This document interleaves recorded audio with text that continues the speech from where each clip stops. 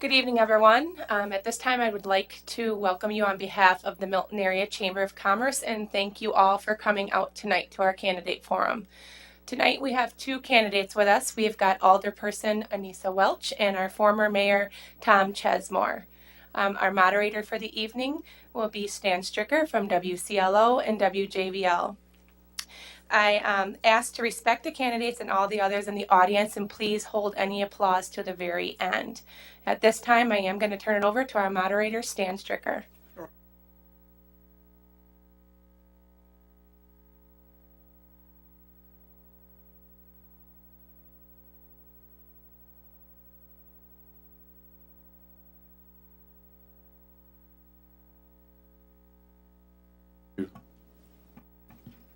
Go the other way. WJVL. Anybody got a cell phone you want to turn off now? Or leave it on and we can talk about you when it happens. All right. You guys ready? Each candidate will be given 2 minutes to answer the questions addressed to them. Warning cards will be shown at 30 seconds and 15 seconds. Please do not interrupt the other candidate when speaking. Wait until it is your turn to answer the question. Please only answer the question addressed. Please refrain from mudslinging. If we feel there are any inappropriate comments off the subject to the question, a bell will be rung and you will be required to stop and forfeit your turn. Now, each of you will get an opening 2-minute statement, and at the end, you will each get a closing 2-minute statement. Did anybody flip a coin to see who goes first?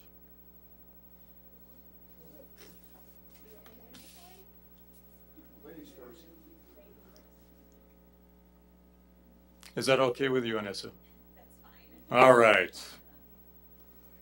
Anissa Welch, let's have your opening statement. Well, I want to thank everyone for coming out tonight too, and the chamber and first.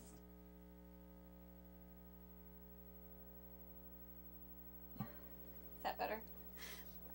Really, the past few weeks, we've really had a lot of active participation in the issues that have been affecting Milton, and it's really nice to see everybody so engaged. I'm really excited about running for mayor. I've been an alderperson for 2 terms now. We've been able to accomplish quite a bit in the 2 terms that I've been on the council. We have a brand new splash pad. We have the Blackhawk Technical College advanced manufacturing. We have public transportation via the bus system going through Milton, and there's been a lot of positives going on. I have a very diverse background with my education and training and my 20 years as a public servant with the county. I look forward to continuing to serve the citizens of Milton. I care very much about the community, and I look forward to discussing the issues tonight. Mr. Tom Chesmore, your 2-minute opening statement. Okay, geez, I had everything written down, but I think everybody knows me. I served as a mayor for 4 years before the current mayor defeated me. I spent some time on the fire department in the ambulance service. Basically, for the last couple of years, I've just been kind of following everything, or at least trying to follow it. We're looking at some pretty tough things to be done here in the city now that the budget is pretty much maxed out. Well, not the budget, the spending capacity. And my first couple of weeks, if I'm elected mayor, are going to be doing some damage control with our school district, the community leaders, the businesses. I just think it's something that needs to be done. I have a record to stand on. Most of the things that Anissa mentioned were done when I was mayor. The Splash Park, Blackhawk Tech, the YMCA. We built a new DPW building. That's called taking care of your infrastructure, and it also takes care of some of the needs that people in Rock County are having. I wasn't fortunate enough to still be mayor when they opened up most of those facilities, but those are things that were done by our past city staff and myself for the betterment of the community. One of the things that I'm really proud of is the Splash Park. Everybody told us it was a waste of money, and as it turns out, it wasn't. Anybody that thinks that was a waste of money needs to go down and watch the kids there when it's 85 degrees outside, spraying their parents down. I kind of look forward to being mayor again because I think this is an important time.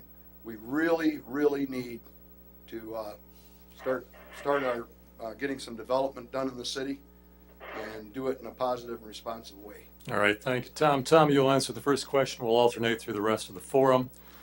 First question for Tom Chesmore. Please describe how you would go about establishing your priorities if you're elected mayor.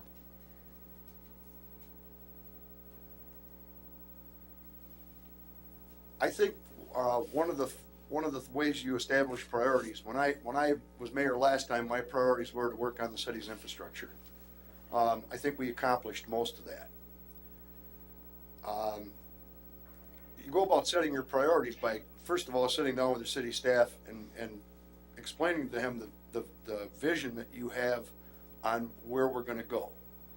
I guess my first thought is that we need to, since it's a whole new city staff, I'd like to get to know them a little better. I have met them a few times. I think once you establish the vision and you get your city staff on board, then the city staff can work on things. You can present them to the council, and then you can get things like this, that are important to the city done in a effective way with everybody on board, not stuff being done maybe behind the scenes or just by one person, because it takes more than one person to deal with this stuff and one person to run the city, and it's not the mayor, it's everybody.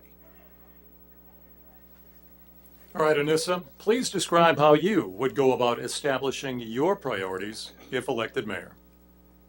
First of all, I agree a lot with what Tom had said. One of the first things I would do is to sit down with city staff and to let them know that this whole policy is going to be an open door policy to establish priorities, because I value their knowledge, their experience, all of the time and effort that they've put into the city. But it's not only the city staff and it's not only the mayor's priorities that we need to look at. It's the city as a whole. So I would want citizens' input. Development is a values-based decision. So we need to talk to the citizens. We need to talk to the school district. We need to talk to the chamber, the nonprofits.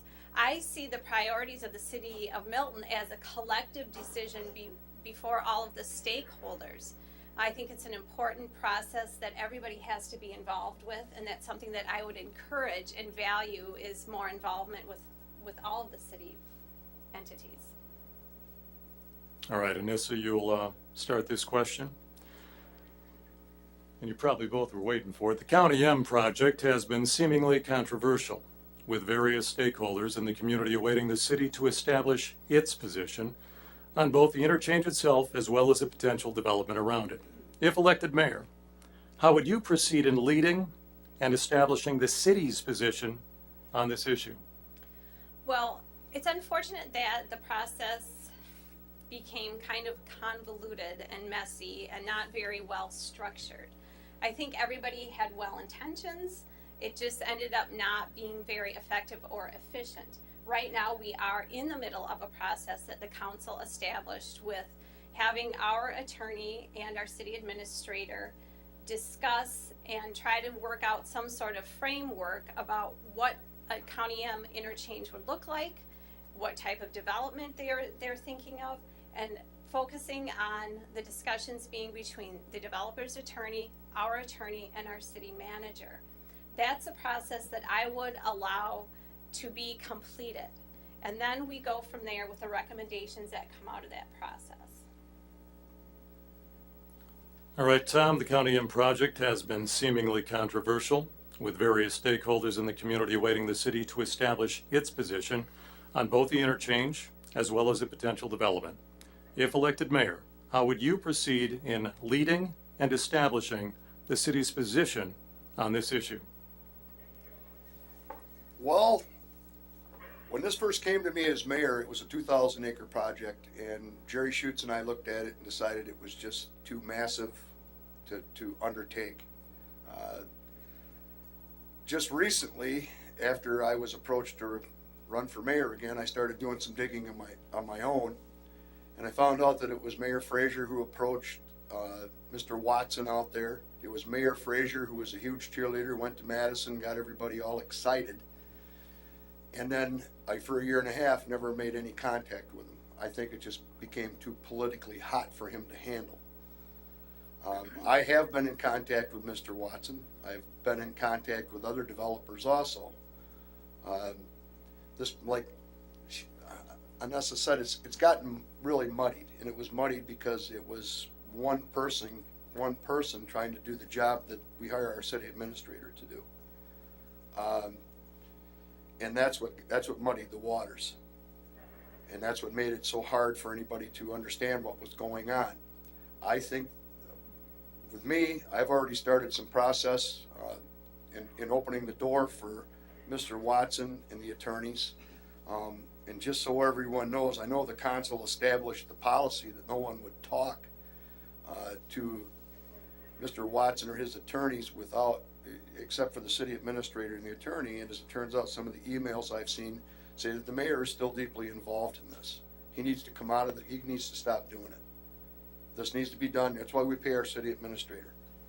And just so everybody knows, I do support the interchange if it's done correctly. And I think once we get everything back on track, I think that correctly works. All right, Tom, you'll be answering first. Milton is deservedly well known for its excellent school system. As mayor, what is your action plan to stimulate the business community so that the town is also known as a great place to work and start or own a business? I think first of all, one of the things that needs to be said is, for myself, I'd like to apologize to the business community and the way they've been treated the last couple of years. It hasn't been a very good working relationship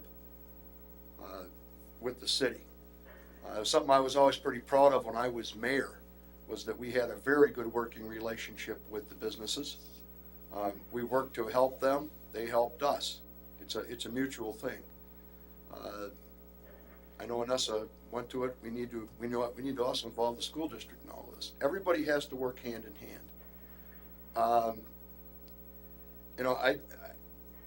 The business community can only do so much, and I think if we work together instead of working with one person and against everything, then I think it benefits us all. And like I said, we had a very good working relationship with the businesses in this city.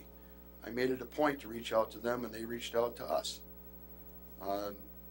And I think it can get back to doing that again. All right, Anissa, Milton is deservedly well known as an excellent school system. As mayor, what is your action plan to stimulate the business community so that the town is also known as a great place to work and start or own a business? Well, first of all, I would reach out to the business community and ask them from their perspective, where are the areas that the city hasn't been supportive? Where is their weak areas? Some of the things that I think we've already implemented, for example, the One Milton group, which is a partnership with the city, the school district, the nonprofits, and the chamber, to set some guidelines and discover ways that we can work together and support each other. That's one thing that we've been doing. We also have a new advertising campaign that we've entered into with Charter, and so we're able to promote the city in that way, and also there's an opportunity for the nonprofits to be promoted. The other thing is oftentimes we end up focusing on our industrial park, which is good, and we should focus on the industrial park, but we also should remember that we should come up with a plan to retain and expand the businesses that we already have located here. Some of the other things that we're doing right now to stimulate the economy is we're having the Civil War Days coming in May, which is going to bring thousands and thousands of school children here, and it's going to be a week-long event. It's something that we're doing new. So one of the things for to continue to stimulate the businesses is to work with them and to bring in new ideas and innovative ideas. We have a downtown development committee that's been a little bit reorganized, and it's still in the growth stages, but they're working together with the two different downtowns. So I think there's a lot of things that we have in place, and I think that's a relationship that needs to be strengthened, and that I would make as a priority to continue to work on that. All right, Anissa, kind of going along with that, what considerations would you look for when evaluating a potential economic development proposal? Jobs, wages, tax value. What considerations do you look for when evaluating a potential economic development proposal? Sure, all of those things are really important. What type of jobs, how many jobs, what is the projection, what are the wages, what are the business, what are the benefits? And I would also want to understand what the city's values are for what kind of businesses they want to be in our industrial park or to be established in our downtowns. We also have to look at, are they environmentally sound businesses? Is this a business that is just kind of a pop-up that's going to come and go? Is this something that's innovative, that has technology base? I mean, we're in a knowledge and a technology economy right now, so those are certainly types of businesses that we'd like to attract. Milton is a community that's really going to grow with small and mid-sized businesses. Typically, we're not going to see, an operation that brings in, 5,000 or 6,000 jobs. So we really have to look at what kind of incentives are we offering? What can the city do to support any type of development that would be considering locating here? Tom, what considerations do you look for when evaluating a potential economic development proposal? Jobs, wages, tax value, what? I think one of the first things you need to do when a business approaches you is make sure that the business is a good fit for the city. I know there was a few times that we were approached and we looked at these businesses, and if they didn't seem like they would be a good fit for the city, or their finances weren't correct, or they had a lot of problems, or they had a history where they just like to bounce around, we just told them we weren't interested. I think you have to look at the tax value. Obviously, with the city in the financial shape it's in right now, it needs all the tax incentive that it can get. It's just a cold hard fact. When you spend $1 when you only have a dime, that's what happens to your finances. We always looked at the jobs created. Obviously, I mean, someone can look at Penn Color to see a small business. As Anessa said, these businesses are the businesses that are going to build Milton. You're not going to get somebody coming in here and opening up a plant that employs 5,000 people. It's just not a possibility. And let's be real about it. You're going to be looking at places that employ 15, 20 people. But if they offer a good living wage for the families of the city, as for incentives, I mean, basically all we can offer them now is some property. And because the city has no financial stability now to start offering incentives to any businesses. And that may be hard for us to recruit some. All right, continuing on with picking and choosing development. Both the city, and this will be for you first, Tom, both the city and the school district have been discussing long-range planning. School district strategic planning, the city, of course, updating its comprehensive plan. With that planning stands the potential need to address facility and infrastructure needs. If elected mayor, how might you coordinate long-range planning for infrastructure and facilities throughout the community and keep the city affordable? I think we need to, this was something we tried to do when I was mayor before, and we had it pretty close where the school district and the city were pretty close to working hand in hand to accomplish the same goals that you just stated. They definitely have infrastructure problems because they'd like to build a couple of new grade schools. Unfortunately, with the city losing so much assessed value, they're not able to do that. I think it would be beneficial to everyone involved to have the city council and the school board actually sit down and have some sort of a joint meeting, a joint discussion on what their goals are and what our goals are. I think once we understand each other's problems, and I'm pretty sure they're probably all about the same, I think we can work towards that common goal of helping the school district can help the city. Right, and as both the city and school district have been discussing long-range plans, with that planning stands the potential need to address facility and infrastructure needs. If elected mayor, how might you coordinate long-range planning for infrastructure and facilities throughout the community while keeping the city of Milton affordable? Well, I agree with what Tom said, is that we always should be thinking about how the services that we provide and the school district provide can support each other, how we can complement each other. Right now, we share expenses for the officers that are in the school district. So we have established a relationship with the school district to partner with them. It's a great idea for us to sit down and to look at each other's strategic plans, look at the goals, where are our common ground, where are the shared goals, what can we work on together.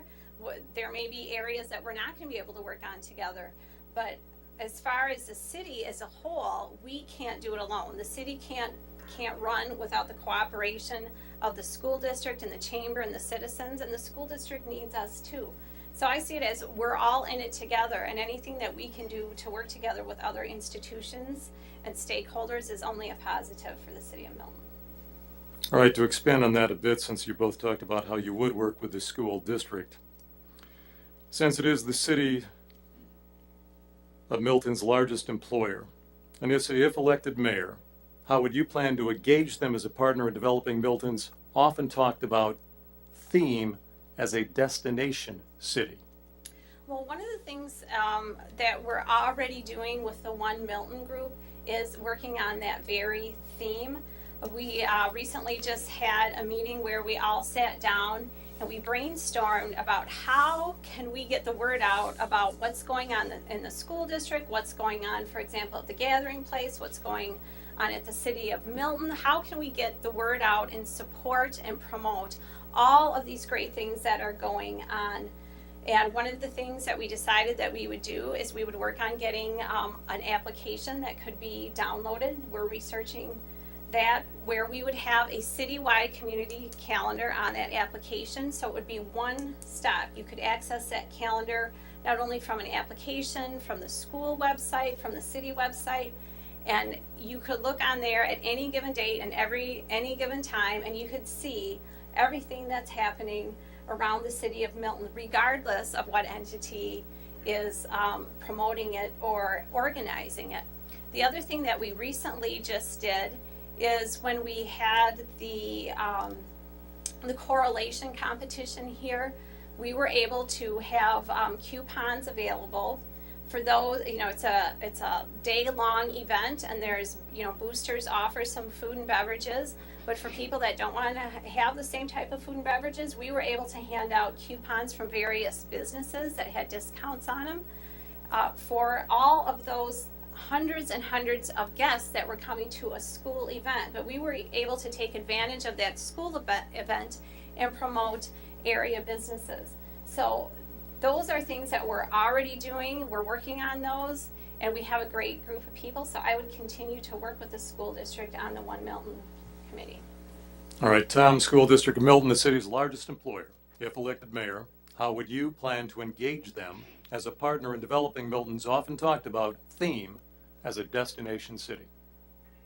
Well, it's nice everybody can come up with a destination city, but first you have to recognize that some people can't figure out the roundabouts and the interchange to make it their destination. I still think the idea of sitting down and discussing issues with the school district, with the school board, with the school superintendent is the correct way to go about this. Now, she has me at a disadvantage here because I'm not up to speed on all the different committees that were created. I know some change names and everything else, and to be honest with you, I always thought committees to some extent were nothing more than foot dragging on the part of the the government that should be actually taking care of the city. So I never tried to create a lot of new committees. I made it up to the council to make those decisions and not pass it off to a committee. I'll reiterate again, I still think the proper way to do this is to sit down with them and find out what issues they have, what issues we have, and how together we can work together to to fix everything, because it has to be a group effort. This can't be a one-man operation, and that's kind of what it's been for the last 2 years, is a one-man operation. And I think we need to engage a school district and make them a partner in everything we do for the city. All right, got a couple of questions from the audience. I guess, Tom, you get to go first on this.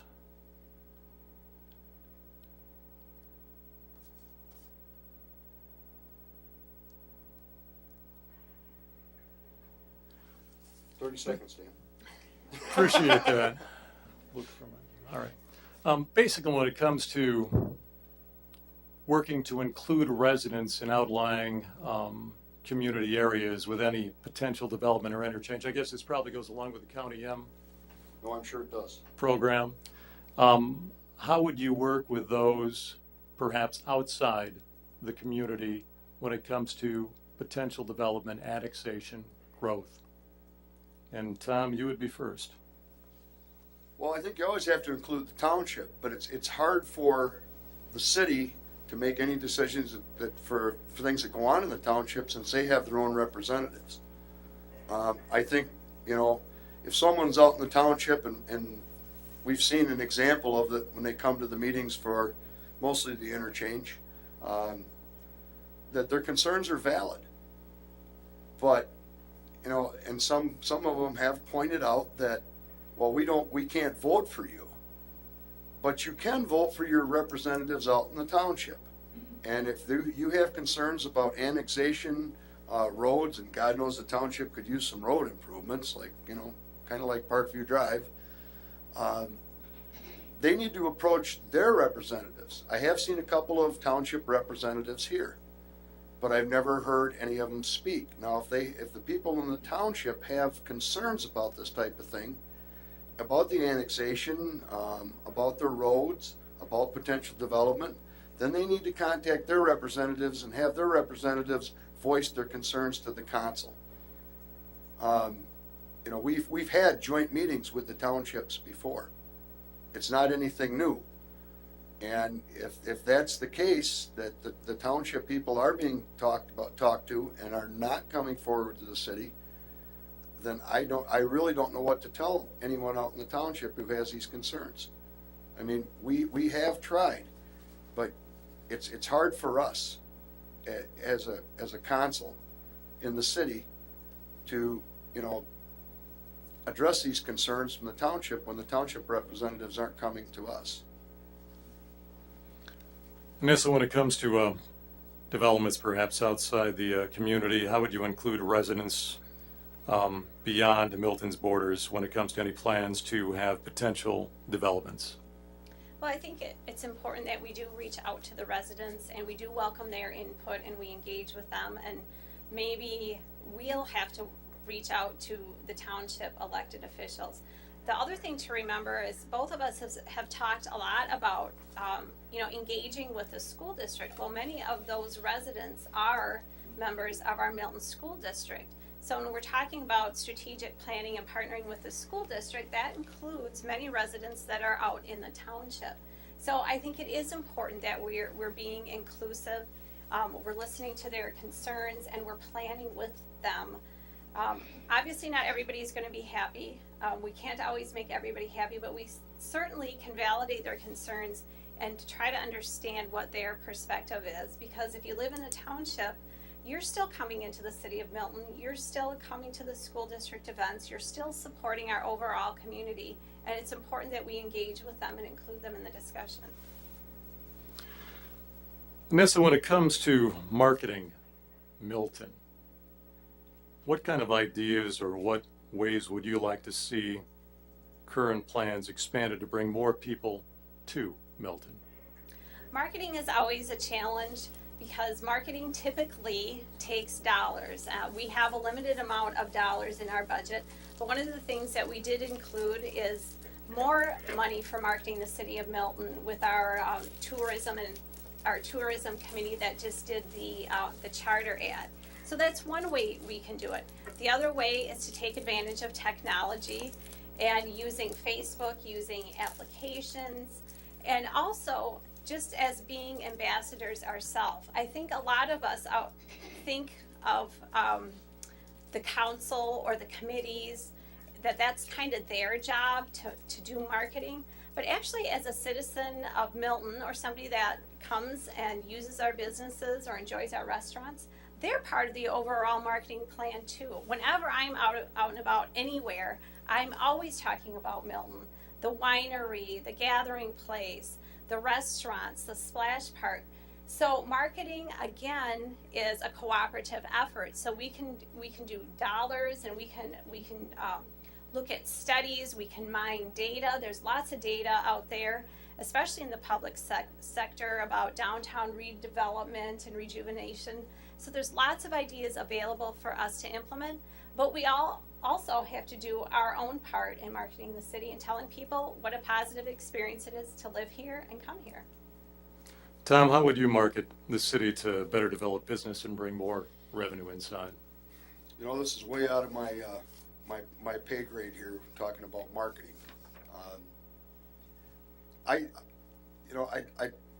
One of the things I noticed, and hopefully this doesn't take up all my time, is when I was at a Janesville hotel, all the little flyers everybody sees sitting out there.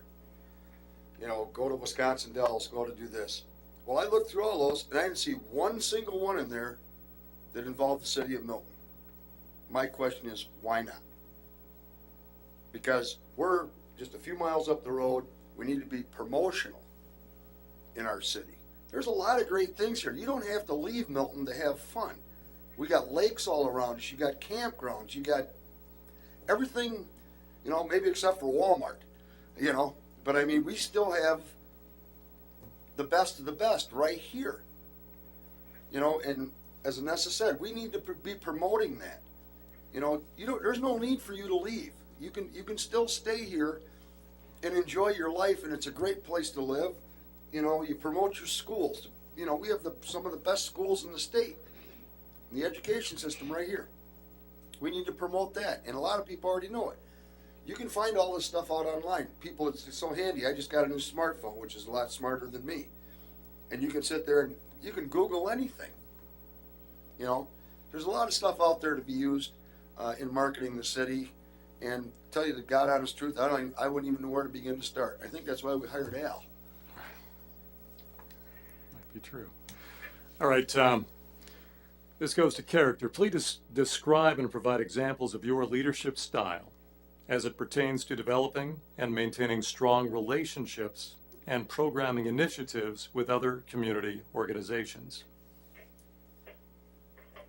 I've had several leadership training sessions when I was on the fire department. As you progress up through the ranks, the training gets a little tougher. My style, and this seems to be the ongoing question, been asked this a lot in the last 2 weeks.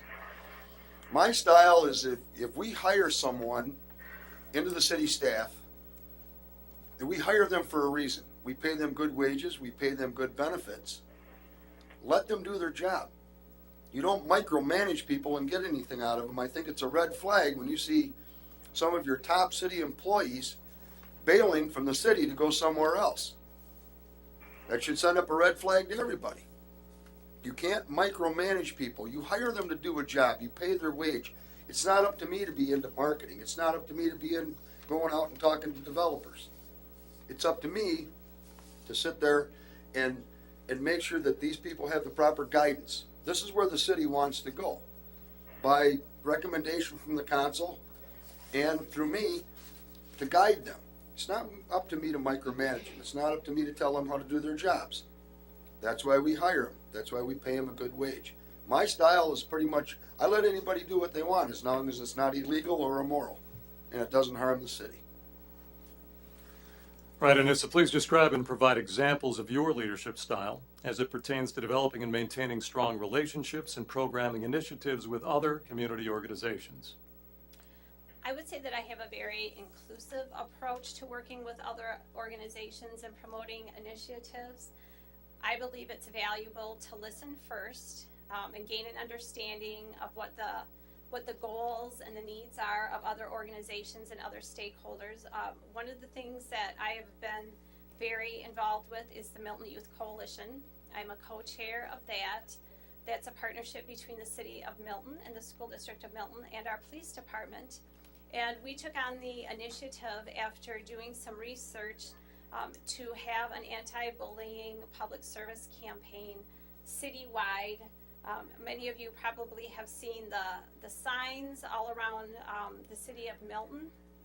We are the only city that has developed a citywide campaign and partnership to identify a need in the city and to develop a program to address that need. And that partnership is still going on to this day, and it's been very effective. And we have done some more surveys, and we're just looking at that data, and we're looking at a program to let students more effectively, efficiently, anonymously report bullying. So we're still advancing that cause. So that's one of the things that I'm most proud of. And that relationship, it took time. We had city staff, we had school district staff, we had police officers, we had principals. So everybody had to work together. And we came up with a plan, and we continually revise that plan. It's a great, successful, collaborative effort. We even present at statewide conferences, and other people are very interested in how we have successfully implemented it. So that's one of the biggest successes that I've had in having an inclusive leadership style. All right, this is a little bit off the path, but interesting. Last year, apparently, there was only one building permit for a new house in Milton. Nessa, how would you sell or promote Milton so that more people might want to live here? Well, and it's sad. I mean, and that's kind of demonstrates a symptom of, the economy.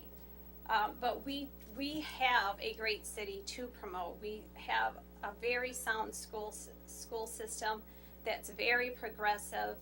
And we have a lot of new things to promote, like the YMCA, the Splash Pad, the Black Hawk Tech.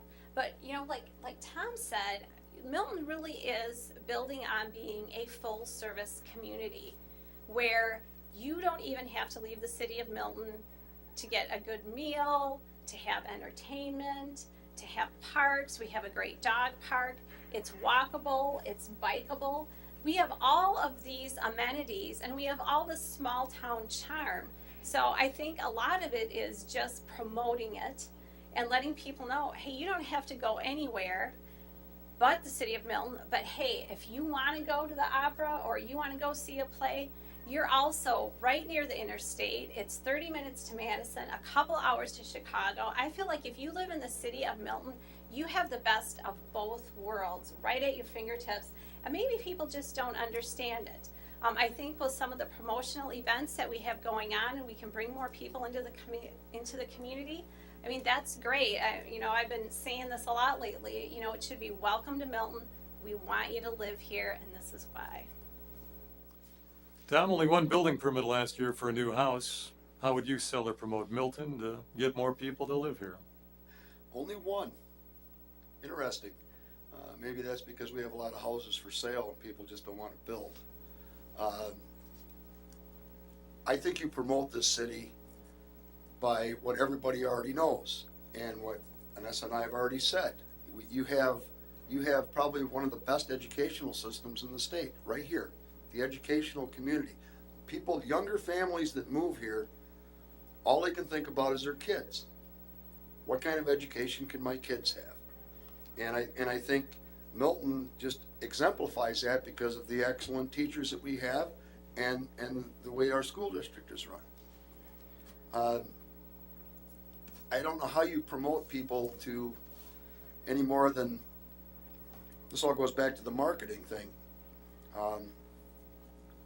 which kind of leaves me a little dumbfounded, but I mean, you know, there's ways of promoting the city.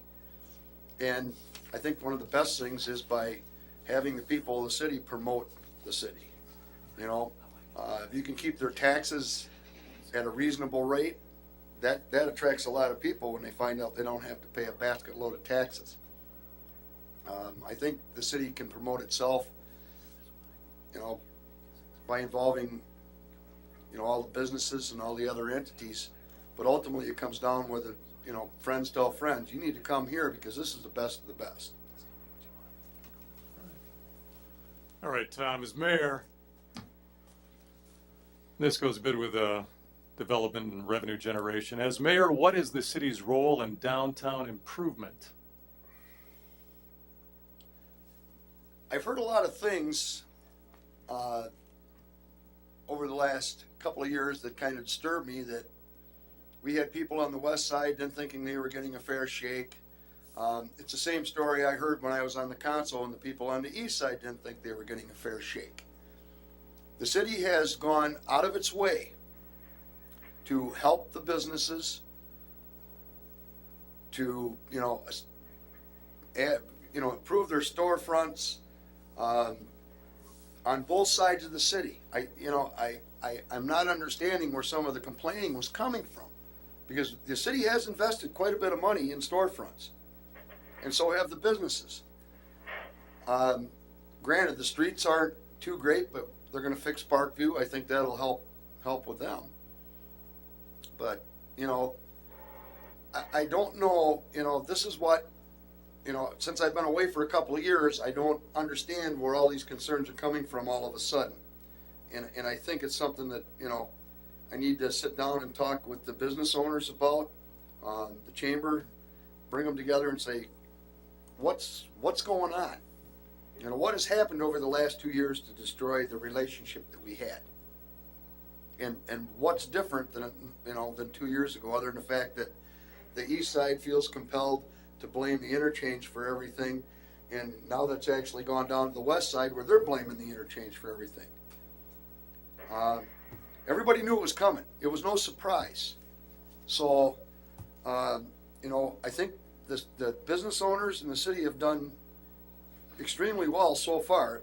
Is there more that could be done with the interchange? I think so. Right, and this as mayor, what is the city's role when it comes to downtown improvements?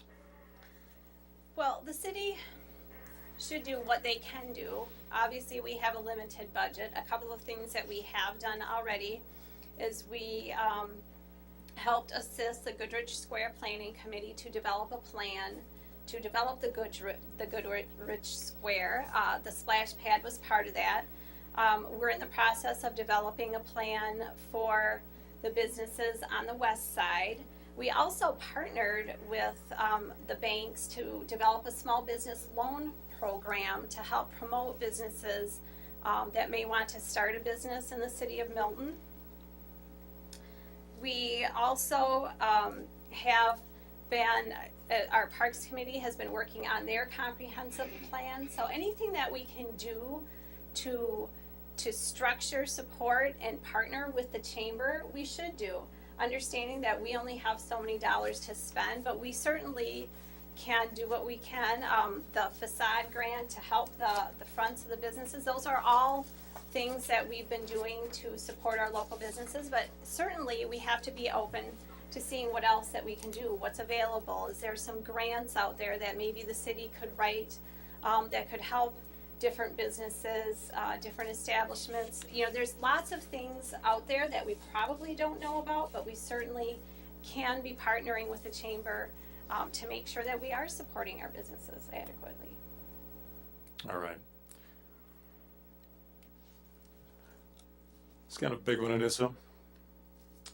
Do you believe it is necessary to have a mayor, council president, and a city administrator? Well, that's I'm sorry. That's okay. What are your thoughts on eliminating the mayor position, changing the city administrator to a city manager position, and letting the council president run the council meetings? Basically, do you need it the way it is with a mayor, or would you change it to a city administrator, into a city manager position, and let the council president run the meetings? Well, I'm a very open-minded person. So I think that if the citizens of Milton really felt like how our government is structured is not effective, it's not efficient, it's not set up well, that they don't want a mayor, they don't want a city administrator council system, they can change that. That's something that you can put out to a vote and you can eliminate it. You cannot have a mayor, and you could go for a form of government of city manager. That's really up to the citizens. I think if you have the right people in the right positions, you work really well together, but certainly I'm not up here to say that the mayoral government system is the only system and the only way to go. So I think that's really up to the community. Tom, do you believe it's necessary to have a mayor, council president, and city administrator? What are your thoughts on eliminating the mayor position, changing the city administrator to a city manager, and letting the council president run the meetings?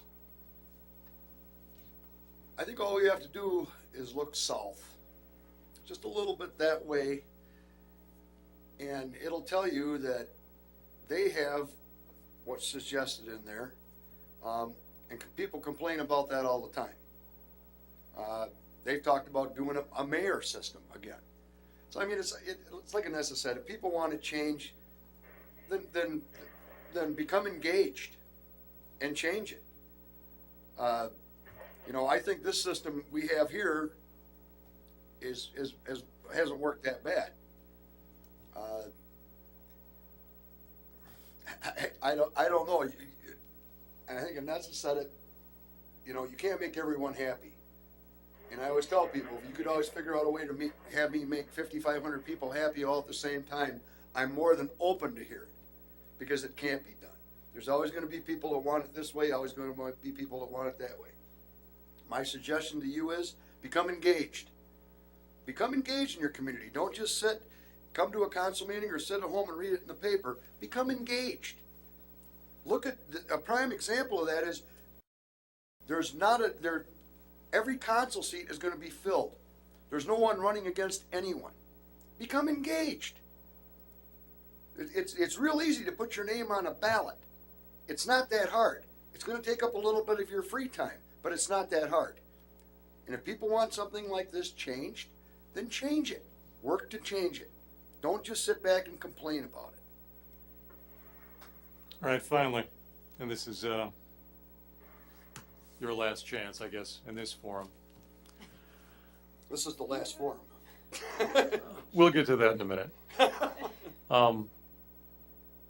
Your closing statement, but on a personal note, please include, and this is not something the chamber asked me to ask, why you really want to be mayor. But this is your closing statement, but include for me, why do you want to be mayor? How much time do we have? You got 2 minutes. That's it. We used to get 3, by the way. Well, after we're done, you guys can keep talking all you want. We'll But you'll turn off the mics. Because I got at least 3 minutes here that I wrote out. So, I mean, you know, that's not... Give us 2, Tom. Who starts? You do. Oh, excellent. First of all, I'd like to thank the chamber for hosting this. I think it's a great service to the city. Of course, I can go down through my list here and say I'm not going to promise not to raise your taxes. That would be wrong. It's not a promise I could keep. Everybody that's worked with me and everybody that's seen what I could do as mayor knows that there's no fancy words here. There's no suit, no tie. And I don't have an agenda. I don't have the need to pad my resume so someday I can sit in Madison. All I want to do is I want to be a good public servant for the city.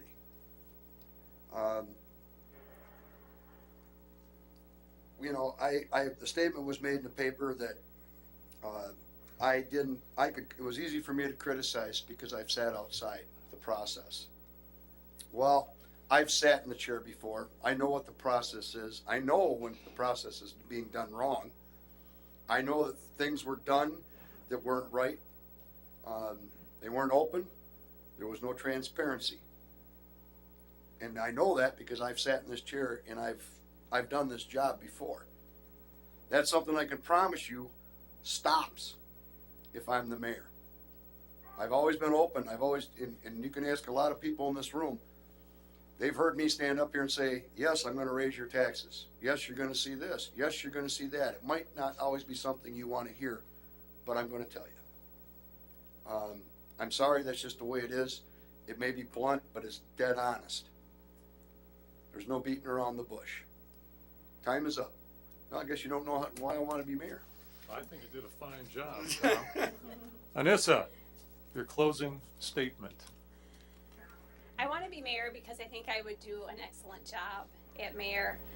My experience, my education, my training, my background, my ability to work with other entities and stakeholders, how I can bring people together and I can generate consensus and I can get things done. I'm on the One Milton Committee, I'm on the Milton Youth Coalition, I volunteered for a variety of nonprofits and civic groups. I've implemented programming and new changes while I've been employed at the county, and I really value and care about the city of Milton and its citizens. I think we have so many opportunities before us, and we have an opportunity to make Milton, its highest and greatest version that we could think of. But at the same time, what I'm really looking forward to is working with other leaders and strengthening and empowering the local citizenship to do this together. I want to do this as a whole group, not just the council, not just the chamber, but with everybody, because high achieving communities develop strong leaderships outside of government as well as inside of government. That's what I want to bring to Milton. That's what excites me. And I hope I get your vote for mayor on April 7th. Let's have a round of applause.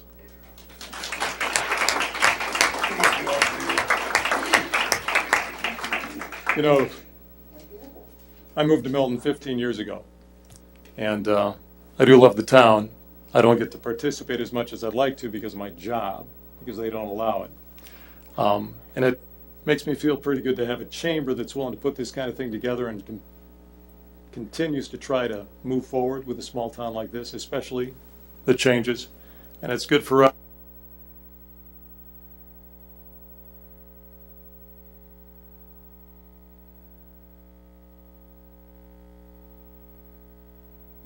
And I want to thank everyone for coming out tonight and supporting our two candidates that we have here. And I really want to encourage everyone to get out on April 7th and vote.